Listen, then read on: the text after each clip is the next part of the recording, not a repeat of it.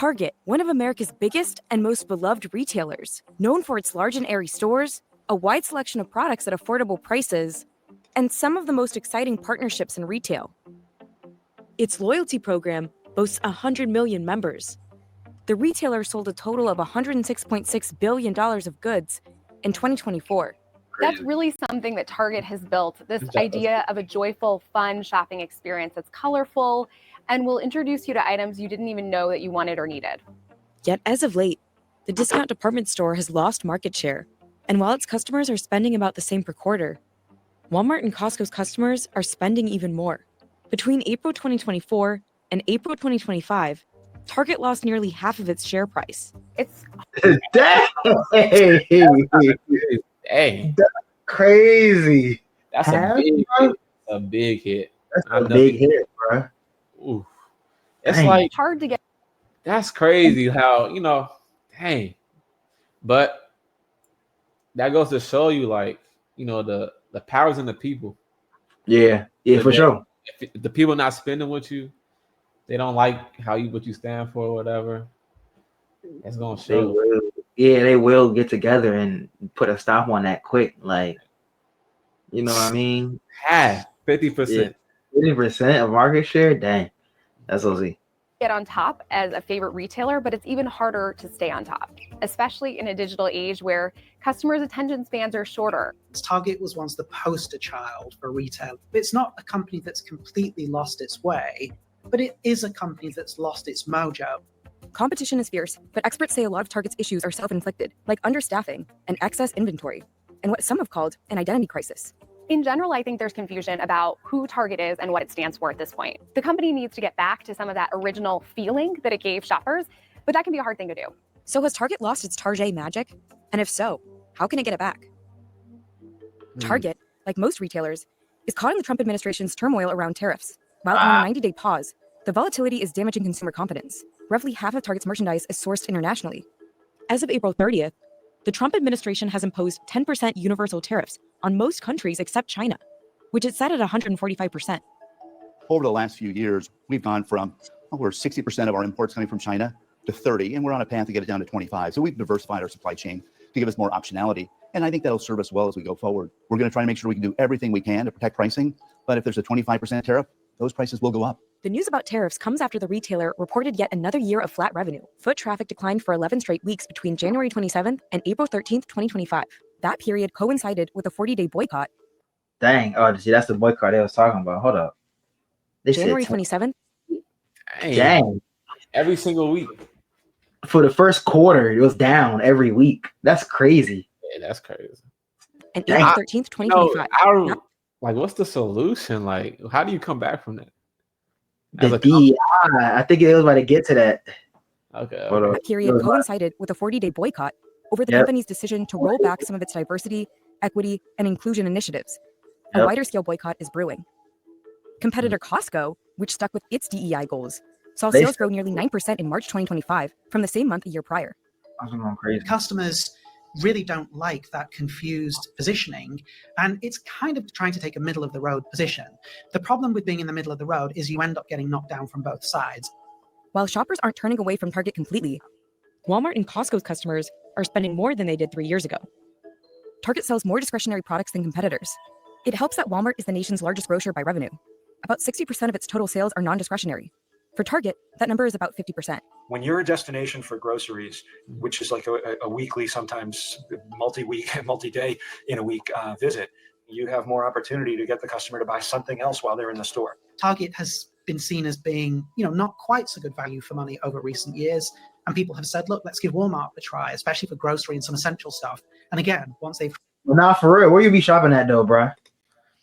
Hold on. I'm going to show you. Hold up. Where you be shopping at, bro? Because Target out my price range. I can't know the Target. AOZ. Target LC. Nah, for real. She with the Costco though. That's what I'm saying, bro. I will say this: like Costco's not for like all the groceries. I really shop at Lidl. Okay, yeah. That's my go-to. That's where I get most of my things. But if I want like your proteins, put in the freezer and cooking and stuff like that. But Nah, yeah, the Audi, Costco, yeah, Audi to go to BJ's for certain bulk stuff, but exactly same concept. Target for groceries is crazy. Like, You just gotta be balling. yeah, you gotta be bougie for that. Like this. Yeah, that's crazy, bro. Tried it. They're not going back. Meanwhile, Walmart has been taking a few pages out of Target's playbook, updating its apparel, refining private label brands, and adding premium products. It has also attracted a wealthier consumer.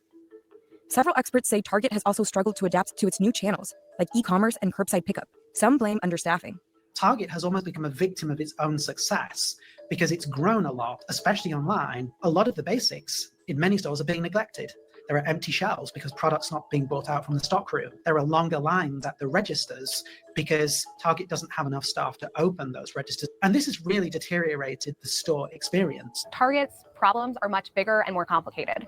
It's dealing with inflation as people are buying less wants and more needs. It's dealing with a complex environment where people are going to competitors like Walmart who are investing heavily in their brand. And so it's hard to know exactly how much is coming from DEI and the backlash related to it, but more than likely it's a mix of all of the above. Hi, Clint Kuhns here with Anderson Business Advisors, and I would personally. No. Target's financials soared during the pandemic.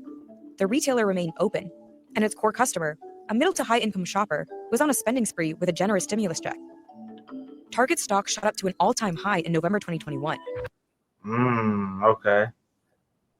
Folks, we've got some news just out from Target. It's releasing its holiday sales numbers. These are the sales for November and December for the big box retailer, and they are pretty unbelievable numbers. Their comp sales are up 17.2% for those 2 months. You can imagine that giant gain put a lot of pressure on the company to keep that growth going, and it became a lot more difficult as its core customer had a lot more expenses to juggle. The juggling started as inflation shot up to record highs. Retailers got stuck with too much of the wrong inventory. Discounting became Target's only solution, causing its gross margin and profitability to drop significantly in 2022. Its share price tumbled. Target has offered a collection celebrating Pride Month for a decade, but during its second quarter 2023 call, CEO Brian Cornell said that backlash by conservative customers had hurt sales. The company removed some of the collection from stores and slimmed down its offerings online by 2024, but Target's issues haven't stopped at politics. After reporting its... We ain't gonna cover that, but that's very interesting. Yeah. I'm not gonna get into it, but that's but like, you know. For 2 years in its third quarter 2024, Target's share price plunged 21%. Walmart had beaten earnings the day before. During the call, Cornell laid some of the blame on increased costs associated with the October port strikes that stretched from New England to Texas. But the strikes only lasted a few days, and data revealed that the company misjudged a softening in consumer spending and over-ordered.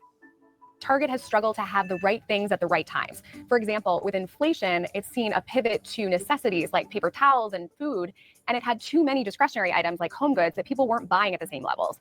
And then again, it faced this inventory challenge when the port strike was threatened. The company faced a lot of additional costs because it rushed to have inventory there. Target has partnered with famous designers for over 25 years. Italian fashion house Missoni or furniture and home goods designer Magnolia are just some examples. But Target is no longer the only one. It also hasn't reacted as quickly to trends and newness, which has proven easier for e-commerce retailers Amazon and TikTok Shop.